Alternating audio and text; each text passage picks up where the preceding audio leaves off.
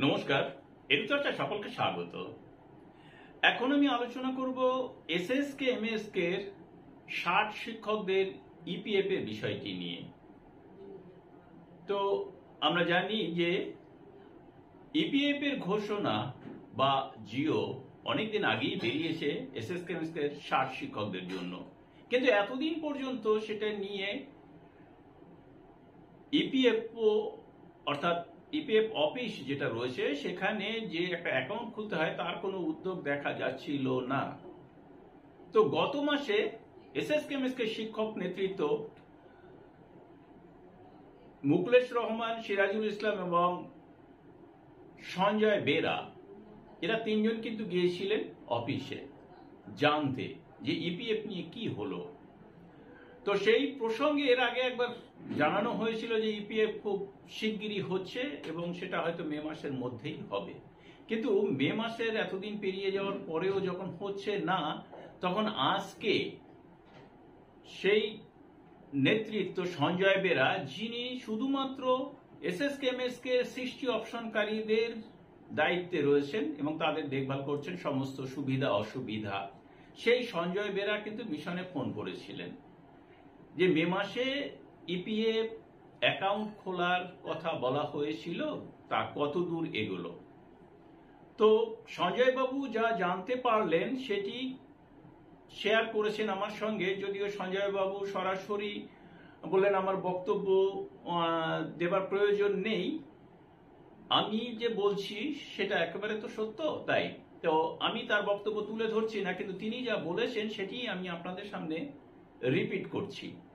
সেটি হচ্ছে যে যেভাবে এসএসকে এমএসকে 60 শিক্ষকদের ইপিএফ এর অ্যাকাউন্ট খোলার কথা ছিল, সেই পদ্ধতিটা একটু বদলে গেছে, আর সেই কারণেই কিন্তু একটু দেরি হয়েছে। পদ্ধতিটা সম্পর্কে আমি আর আলোচনা করছি না, কিন্তু এখন সরাসরি মিশন এই 60 শিক্ষকদের ইপিএফ চালু করার ব্যাপারে বা অ্যাকাউন্ট খোলার ব্যাপারে উদ্যোগ গ্রহণ করবেন। আজকে আগে একটুখানি হিন্টস দেওয়া হয়েছিল যে থার্ড পার্টি হয়তো একটা এই অ্যাকাউন্টটা খোলার ব্যবস্থা করবে, কিন্তু থার্ড পার্টি নয়, সরাসরি মিশনের তরফ থেকেই এটা খোলার উদ্যোগ নেওয়া হবে। এবং বলা হচ্ছে যে এই যে মে মাসেই কিন্তু উদ্যোগটা শেষ করা হবে। আশা করা যাচ্ছে যে জুন মাসের প্রথম সপ্তাহে প্রত্যেকের ইপিএফ এর অ্যাকাউন্ট খোলার জন্য সমস্ত ব্যবস্থা শুরু হয়ে যাবে, অর্থাৎ টাকা কাটার কাজটা জুন মাস থেকে হয়তো শুরু হবে। এবার অনেকে প্রশ্ন করবেন যে যে বকেয়া টাকা হয়েছে সেটা আমরা একবারে দেব কি করে, সেই 2024-এর এপ্রিল মাস থেকে এতদিন আমরা টাকাটা বহন করব কিভাবে। তো তারও কিন্তু ব্যবস্থা করা হয়েছে, সঞ্জয় বাবু জানালেন। কি ব্যবস্থা?